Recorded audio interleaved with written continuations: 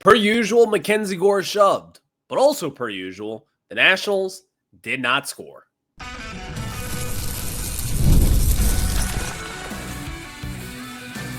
You are Locked On Nationals, your daily Washington Nationals podcast, part of the Locked On Podcast Network, your team every day.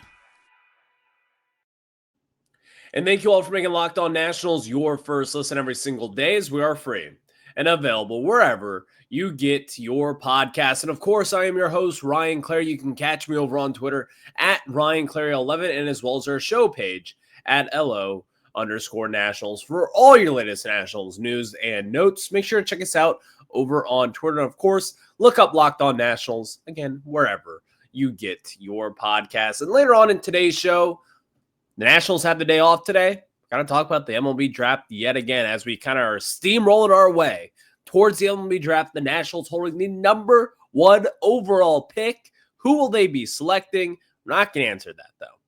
Who are they interested in? There's one guy who's kind of been laying there low that we haven't discussed about, and he's on the Nationals' radar, I believe. So we'll discuss that later on in today's program. And in the second segment, we played the San Diego Padres. A few years removed from that Juan Soto deal. We are now nearly almost 3 years ago when Juan Soto was traded to the San Diego Padres. Where would the Nationals be without that Juan Soto trade? And man, oh man, there's a lot to discuss with that. So we'll unpack that later on in today's program. But we start off discussing MacKenzie Gore's dominant start. But unfortunately for the Nationals, their offense did not get the job done. Yesterday was one of the most frustrating games, if I'm just being honest. And this is a week removed from the Rockies series in which you were dominated for the first 3 games, and then James Wood miraculously hit a walk-off home run to send you over to the West Coast and ultimately take one against the LA Dodgers. But yesterday's game stunk. It stunk if you're a Nats fan out there. Losing 1-0 is one of the most frustrating things in all of baseball, especially when you have MacKenzie Gore on the mound, who has some of the worst run support in all of baseball so far this season. And MacKenzie Gore, at some point in time, you have to think to yourself this: when is he going to just snap one day? He's not going to snap publicly. He's not going to do anything crazy. He's not a drama queen. He is there to pitch every 5 days, and he's damn good at it. But at what point does MacKenzie Gore kind of sit back and think to himself, this team never has my back in any sort of way, in any capacity? For whatever reason, every time MacKenzie Gore takes the ball every 5 days, and this is stemmed back from 2023 even, the Nationals simply cannot score. They can't. Losing 1-0 and really not having any golden opportunities either yesterday, the Nationals bats, they just went quiet. Alex Call had a hit. Dalen Lyle had a hit. And Jacob Young did also. That's it. We talked about this in our post-game recap yesterday, but Abrams, Garcia, Lowe, House, all went over in yesterday's contest. The Nationals had zero noise whatsoever. They didn't even get a walk. 3 hits in total, and that was that.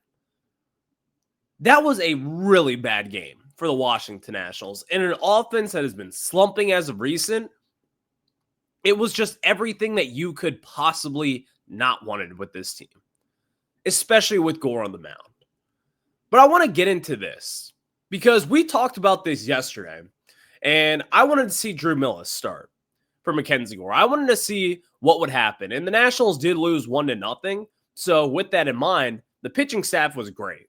The bullpen came in. Brad Lord looked really good. MacKenzie Gore obviously had a very quality start. And Kyle Finnegan recorded an out as well to end the 8th inning. But outside of that, the Nationals offense was the storyline. And I want to talk about a catcher, Riley Adams, who again yesterday, he goes 0 for 2. You finally had Drew Millis come in later on in the game, but still, why was Drew Millis not your catcher right away? Why was he not your starting catcher yesterday in that game? If Davey wants to say, well, he's too tired and he only slept 4 hours before, 2 nights ago, then okay, I guess that is the case. And I guess we can move on from that. But I don't believe that is. I believe that Davey continues to want to give Riley Adams a shot.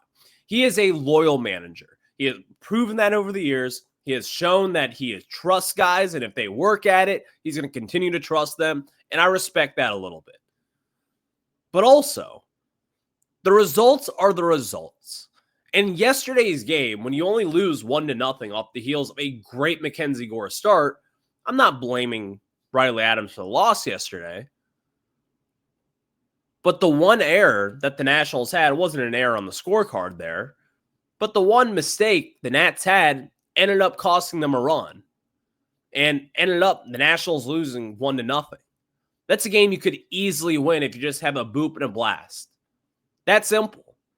Riley Adams in the top of the second with runners on first and second. MacKenzie Gore spiked the curveball in the dirt, and, it wasn't the easiest of plays. But it's one of those things where if you're a major league catcher, you should smother that baseball and prevent the runners going from second to third. And wouldn't you know, it bounces off his right chest pad there and bounces into the left-handed batter's box, and runners then move on to second and third. And then Luis Arias, a few pitches later, shoots one to left center field to make it 1-0. Then also Jacob Young had a great throw to get the runner out at home to make it not 2-0 there in that situation. But that's kind of what I mean. And it goes to show you why the Nationals have these catching issues. I'm not saying the Nationals would have won yesterday's game, but I also think back to the Philly series way earlier on this season, where Keibert Ruiz had a dime of a throw from Dylan Cruz, and Keibert Ruiz could not receive the throw, and that's what led to the Phillies tying the game, and ultimately the Nationals losing the game in extra innings. That's now 2 games that, again, I think that Phillies game was ultimately on Ruiz in that scenario. And I'm not going to put yesterday just on Riley Adams. The Nationals offense simply did not have it. And that was the storyline. But right now, the overwhelming majority of people understand that the Nationals have a catching issue. You would think that the better defensive catcher with Drew Millis should get that opportunity with Riley Adams batting 100, not hitting for power. Not particularly very good on defense either. You would think that that would give him the opportunity to then start, especially on a day where, quite frankly, you just needed to win that game. The Nationals have only won 2 games on this West Coast road trip so far. They are 2-4, and in some cases, they've got the doors blown off them. Things have to change. And it really starts with the catcher position here. So the Nationals have the day off today. I fully expect Drew Millis to start on Friday's game. I do. And I don't think it's that crazy either. That's what it should be. That's what it should be for Drew Millis. He should get the opportunity to. And forget the opportunity about this. He should just be your catcher right now. You have to figure out what is going on with this position. Because it has been by far and away the Nationals' weakest position season long at this point. One of the only positions with a negative. I mean, it's been a tough go of it so far for the catchers. And right now, we're not getting any answers. We're not getting answers on whether or not this is a catcher issue or if it's a pitcher issue. And so yesterday, I think it was just another example as to why the Nationals do have this catcher issue. And I think with Drew Millis, he might be your fix. At least he's going to patch your tire. That's going to be the very best possibility here. So yesterday when I was watching, it was frustrating. Because I sit there and it's the second inning. I'm like, oh my God. Like, I'm not really thinking about it too deep in the moment. But then as it gets to the 7th inning and the 8th inning and the 9th inning, I'm like, it's 1-0. The Nats offense clearly does not have it. I start trying to point some fingers. Maybe Riley Adams undeservedly kind of gets the finger pointed at him. But that's the reality of the situation. That is where the Nationals stand today. You have a catcher issue. And again, in yesterday's game, I think we all saw the defensive miscue there by Riley Adams. It was a tough play to make, but still a majority of major league catchers, they make that play and they have that ball in front of them and those runners stay on first and second, and Jacob Young, maybe he throws out another guy at home. But still, frustrating loss for the Nationals, a bad way to lose. And MacKenzie Gore, I feel for the guy. Going out there, 6 innings pitch, 105 pitches, he's shoved. And the Nationals, even then, he didn't even have his best stuff yesterday. And the Nationals still somehow, some way, cannot orchestrate any offense whatsoever. It's frustrating. It's got to be a lot more frustrating for MacKenzie Gore, though, because you know in his head that he is thinking, this offense cannot protect me. Thank you all for making Locked On Nats your first listen every single day, as we are free and available wherever you get your podcast. Real quick before we move on, Nationals fans, let's stop with the MacKenzie Gore trade rumors. No one is talking about a MacKenzie Gore trade. I've seen some people say the Nationals are going to trade him. Stop it. We're not even going to entertain that. But I just saw a few tweets from yesterday. And for those people out there, stop it. No, MacKenzie Gore is not getting traded this year. Maybe in a few years from now, but it ain't happening now. So just want to smother that real quick. And now we can move on to a trade the Nationals did make with Juan Soto that got them MacKenzie Gore and James Wood and CJ Abrams. And by the way, those 3 guys should be all-stars. We'll discuss that trade after we tell you guys about some of our very good friends over at Supply House, and get the supplies that you need from the site made for the skilled trades, Supply House. Whether you're in plumbing, HVAC, or electrical work, Supply House is a reliable way to order products online. Their easy-to-use website is packed with helpful resources and the latest product info to help you get the job done right. Plus, with a complete inventory of over 200,000 parts from 400-plus top brands, you'll find exactly what you need delivered fast from coast to coast. Need help with an order? Supply House offers expert support and industry-leading service, so you'll always talk to a real person. And for trade pros looking for an extra edge, their free Trade Master program offers exclusive perks like a dedicated phone line, free shipping, and discounts on every order.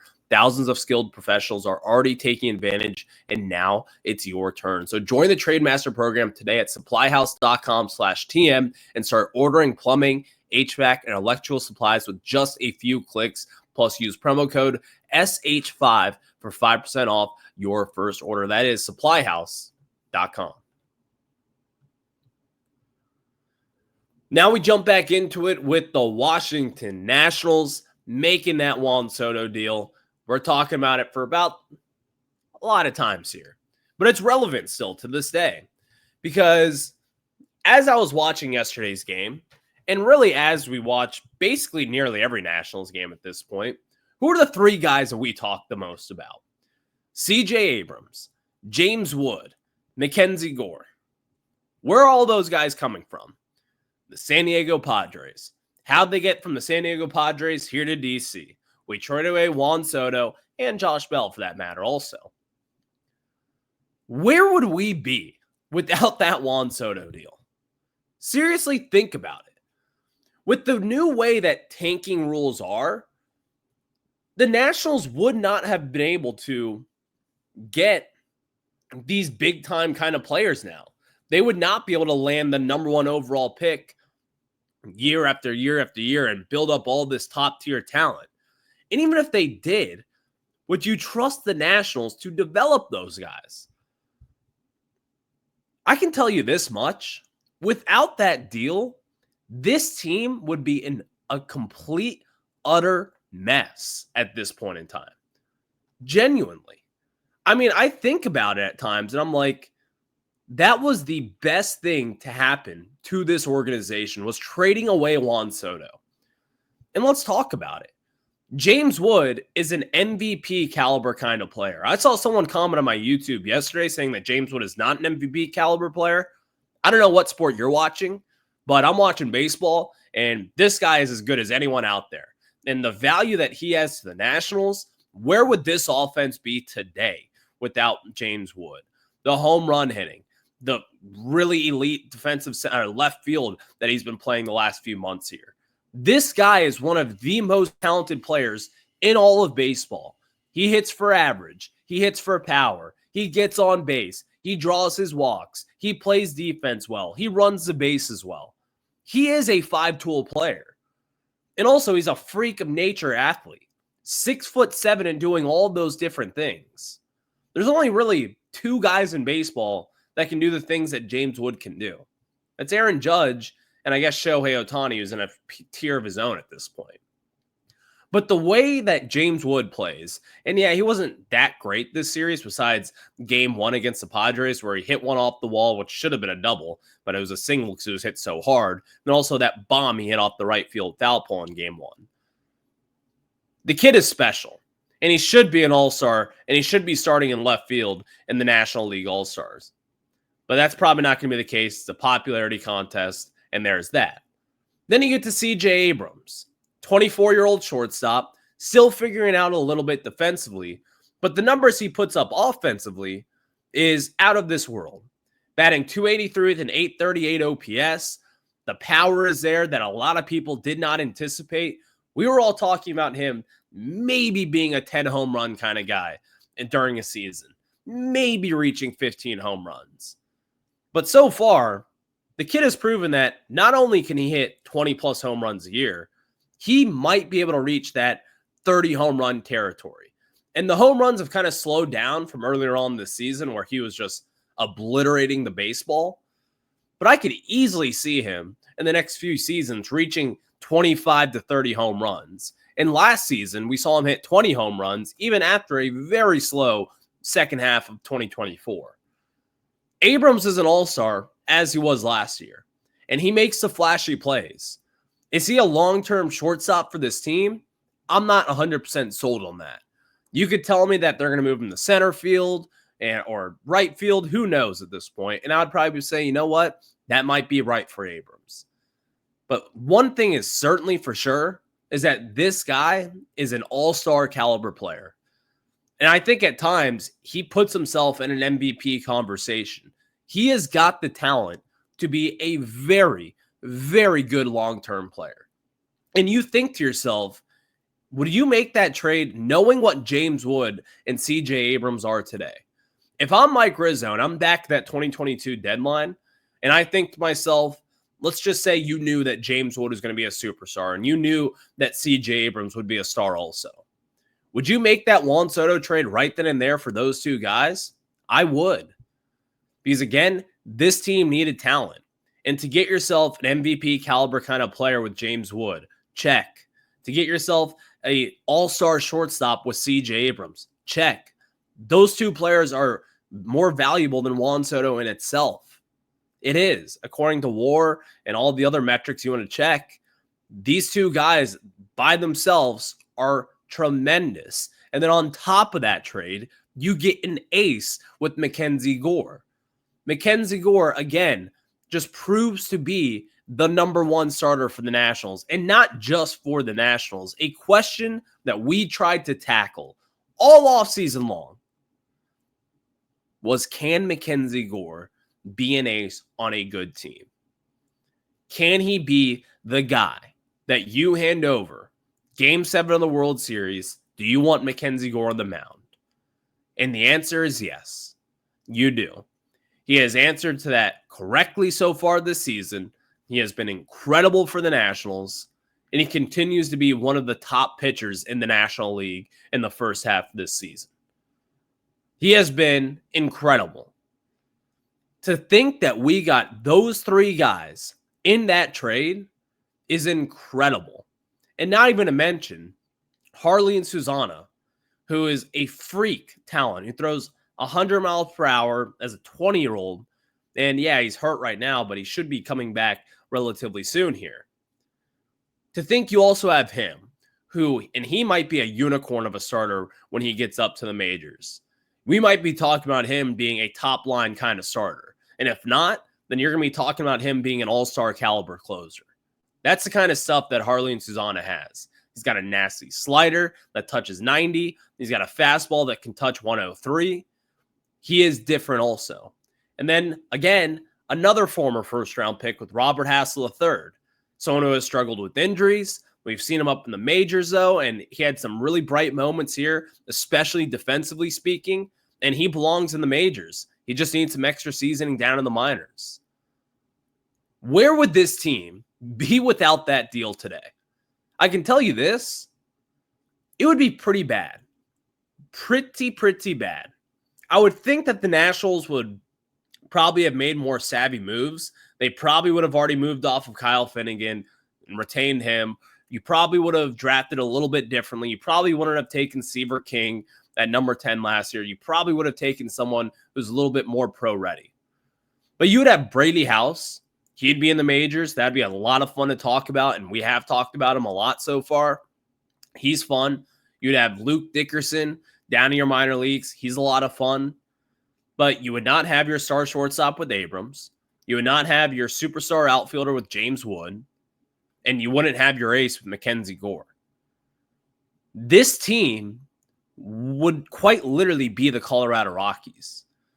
Davey Martinez would most likely be out of a job. Mike Rizzo would most likely be out of a job. That trade is one of the all-time trades that we just simply do not talk about enough. And Mike Rizzo deserves the credit for that because he was crushed for making that deal back in the day. He was absolutely crushed for it. But again, even after the Nationals lost the series against the Padres, you see why they made that deal. Abrams and Wood dominated game 1, and Abrams did really well in game 2 also. Both were relatively quiet yesterday. But then you have MacKenzie Gore going 6 innings, 1-run baseball, and dominated the team that drafted him and told him that he would be the ace moving forward. What a deal. Unfortunately, the Nationals still haven't figured out the rest of it, but those 3 guys, what a deal. What a deal for Juan Soto. Mike Rizzo, 3 years later, he won that one. And the Padres, I'm not going to say they lost it, but they lost a heck of a lot of talent. And fortunately enough for them, they know how to develop and they know how to draft. So they've kind of replenished that talent that they lost in that deal. But still, what a deal by Mike Rizzo. Thank you all for making Locked On Nats your first listen every single day, as we are free and available wherever you get your podcasts. Next, I want to talk about a guy that has been kind of generated some draft buzz as of recent. I've seen him work out with the Nationals, and we have not yet to talk about him because he's been overshadowed by some other guys out there, but he should not be.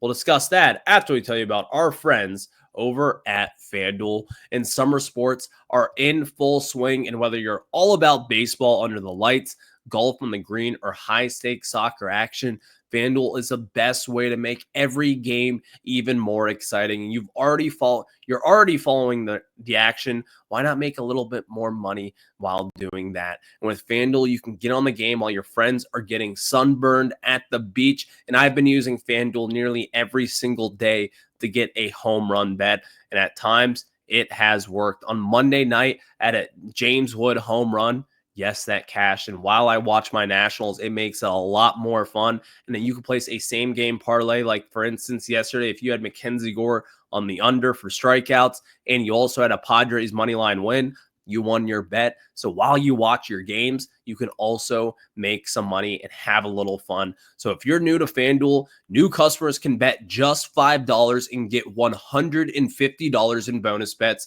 if your first bet wins. Open the FanDuel app today or visit FanDuel.com to get started.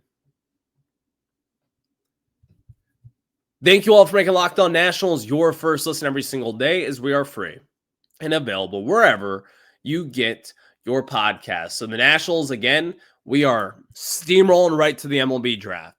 Number 1 overall pick, just a few picks away. Or just a few weeks away, I guess you could say. Not few picks, but still. We've talked about Ethan Holiday. We've talked about Cade Anderson. We've talked about Jamie Arnold. We've even talked about Iva Arquette, the Oregon State shortstop. We've talked about Liam Doyle. But we have not talked about another Oklahoma shortstop, Eli Willits, out of high school. Eli Willits, according to MLB.com, is the number 5 draft prospect in this year's draft. And a few weeks ago, the Nationals had a private workout that I saw a lot of people on Twitter making a big deal of. But let me just say this. I'm willing to bet you that the Nationals, with all these prep high school bats and arms, also with like a Seth Hernandez type, I could see the Nationals easily making these moves. Like, you have to try to kick all the tires out there on every single prospect with the number one pick. And especially in a draft like this one, where there is no clear number one guy. You might think to yourself that Ethan Holiday is, but he has not separated himself from the pack. And it's like performances from Cade Anderson, who goes a complete game shutout in game one of the College World Series finals.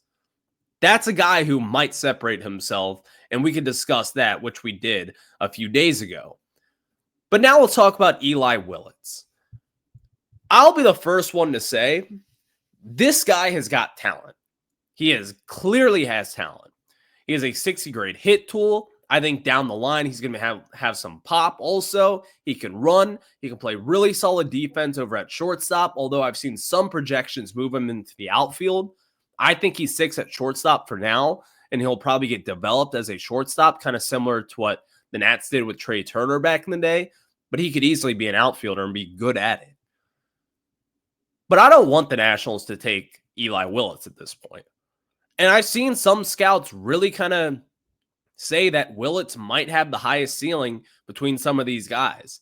And the projections that he's only 17 years old. And he just turned 17 years old, by the way, this past December. He is a young kid who has not reached his ceiling, has not grown to his full development yet. And he's 6'1", stands at 180 pounds at 6'1". And he's a really special talent. But again, I don't look at the Nationals as a draft and develop organization. And he needs to go to a draft and develop organization. The Nationals would not do well with this. And I don't want them to, by the way. He comes from a baseball family also, where his dad, Reggie, played in the big leagues. And his dad coached with the Yankees at points. And also, he's now the associate head coach at the University of Oklahoma with them. But again, the Nationals, this should not be the route that they go. I'm not going to say I'd be really pissed off if they went this route, but I would be a little confused. And I would question the decision. Would I be excited because of all the talent there with Eli Willits? Absolutely. But I'm the first one to say, Nationals, look yourselves in the mirror, decide what you are, and make a decision upon what you look like. And they are not a draft and develop team. Are you really going to be able to develop a very raw prospect? I don't know. They might look at themselves and say, well, we did with Brady House. He was a raw talent, but also Brady House had a lot of upside. And he had the body to take advantage of being a top pick in baseball. He had the height, the weight. He had everything at that point. And also, he was a much more complete product coming out of high school than Eli Willits. A lot of these guys, you got to look down in the future and ask yourselves, what could they be? And then after you answer that question, how will we get them there? And after you answer that second question, you then got to ask yourself, do we have the resources to get him there? And I don't think the Nationals do at this point. And that's okay. Because I think if I'm the Nats, it's really between 3 guys for me at this point. It's Ethan Holiday, it's Cade Anderson, and it's Liam Doyle out of Tennessee. My pick would be Liam Doyle. I love that guy. I've got a draft crush on him. I think wherever he goes, he's going to be a star. But Eli Willits, great talent. I think he's going to be a great major leaguer. He's just not for the Nationals. I would not be okay cutting a deal with this kid and trying out things there because I don't think it's going to work out for the Nationals, and I don't think it's going to work out for Eli Willits in the long run either. It kind of screams Elijah Green all over again. And I don't think that's fair because Elijah Green had probably more talent than any of the Nationals prospects have had in the last few seasons. But I think that's kind of why you have to stay away from him. You cannot develop Elijah Green, and you've proven that, Washington Nationals. So we'll see what they decide to do. But as we get closer to the draft, we'll talk more and more about what the Nationals could do with that number 1 pick and all the rumors surrounding them. We'll break that down and more. But until then, you guys have a good one. Enjoy the day off from Nats baseball, and I'll catch you on the flip side. Have a good one. Go Nats.